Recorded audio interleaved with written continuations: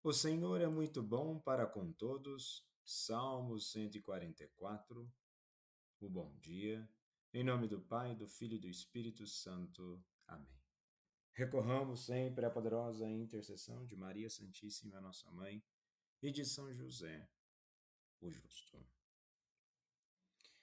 E a primeira leitura de hoje da carta de São Paulo aos Colossenses, capítulo 3, dos versículos 1 ao 11, Paulo inicia assim: Irmãos, se ressuscitastes com Cristo, esforçai-vos por alcançar as coisas do alto, onde está Cristo sentado à direita de Deus. Aspirai às coisas celestes e não às coisas terrestres. E um paralelo a isso, nós temos no Evangelho de hoje, em Lucas capítulo 6, dos versículos 20 ao 26, Jesus proclamando as bem-aventuranças, o verdadeiro programa de vida do discípulo. E para conseguir vivenciar as bem-aventuranças, é preciso buscar as coisas do alto. E a união desses textos revela que as bem-aventuranças não são apenas um código moral, mas o revestimento existencial do homem novo, do ser humano renovado, que nasce da graça e se orienta para o reino dos céus. E quando Paulo apresenta um dinamismo pascal, se ressuscitastes com Cristo, buscai as coisas do alto, aqui há uma teologia batismal: morrer para o pecado, o homem velho, e ressurgir para a vida nova, homem novo. E os vícios elencados por Paulo, imoralidade, ira, avareza, idolatria, são sinais do homem velho preso à terra. O revestir-se do homem novo é Cristo mesmo. Cristo é tudo em todos. E nesse sentido, buscar as coisas do alto não significa alienar-se do mundo, mas transfigurá-lo. Buscar a vivência da santidade nas coisas do dia a dia, vivendo as coisas ordinárias de forma extraordinária, santificando a nossa vida com esforço, com oração. Afinal de contas, a nossa caminhada, ela não é fácil, não foi feita para ser fácil.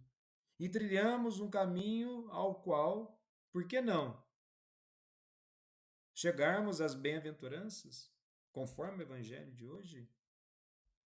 E Jesus proclama o coração do evangelho: bem-aventurados vós, os pobres, bem-aventurados os que agora tendes fome, bem-aventurados os que choram, bem-aventurados quando vos odiarem. E ao trazer essa dimensão das bem-aventuranças, mostra que é preciso uma vivência de vida diferente. Não se pode, afinal de contas, viver simplesmente por viver. A fé é o motor que nos impulsiona a uma transformação daquilo que somos.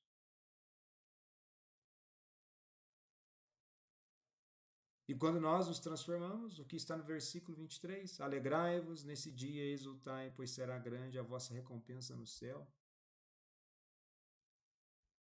Mas no versículo 24, Jesus traz algo chamativo. Mas ai de vós. Os ais revelam o contraponto. Ricos, saciados, risonhos e aplaudidos. Aqueles que vivem apenas para si, fechados no mundo e não no reino. As bem-aventuranças não são apenas promessas futuras, mas uma realidade escatológica já inaugurada. Elas revelam a lógica de Deus, que é inversa à lógica do mundo. Nós não podemos unicamente colocar Jesus como objetivo de nossas vidas. É preciso viver em Cristo, por Cristo e com Cristo. É Ele que vive em nós, habita, e quanto mais espaço dermos a Cristo em nossas vidas, mais transfigurados estaremos pela Sua presença. E com isso, o homem novo proposto por Paulo e o Jesus que fala dos bem-aventurados são duas formas de expressar a mesma realidade, a vida no espírito. Enquanto o homem velho busca segurança nas riquezas, prazeres e glórias do mundo, O homem novo, revestido de Cristo, encontra alegria no reino, mesmo no meio das perseguições. Assim, viver as bem-aventuranças é a expressão concreta do revestir-se de Cristo. Isso é altamente complexo e difícil, pois vivemos num mundo marcado pelo materialismo, hedonismo e culto ao ego. Muitos olham para as bem-aventuranças como uma utopia fraca. Contudo, a igreja proclama que as bem-aventuranças são a força revolucionária do evangelho. Não é uma ideologia. Elas não negam a realidade, mas revelam que o verdadeiro sentido da vida não está na posse, mas na entrega, não no poder, mas no serviço, não na glória, mas na cruz. Na cruz. Contra a acusação de alienação, afirmamos: viver as bem-aventuranças é o caminho mais realista, porque reconhece a centralidade de Cristo e a verdade última da existência humana.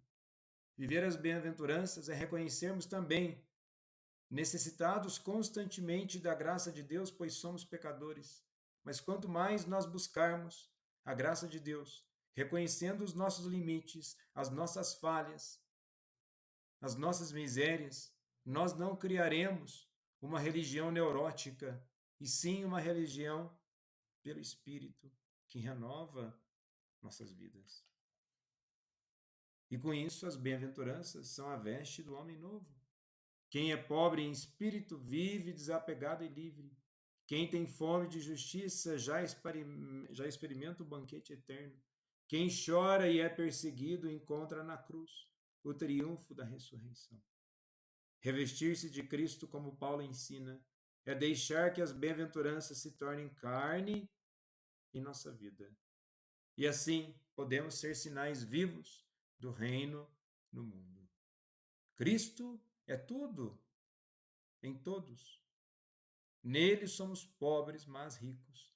Choramos, mas somos consolados. Somos perseguidos, mas triunfamos, porque nele já possuímos as coisas do alto. Jesus, manso e humilde de coração, fazei o nosso coração semelhante ao vosso.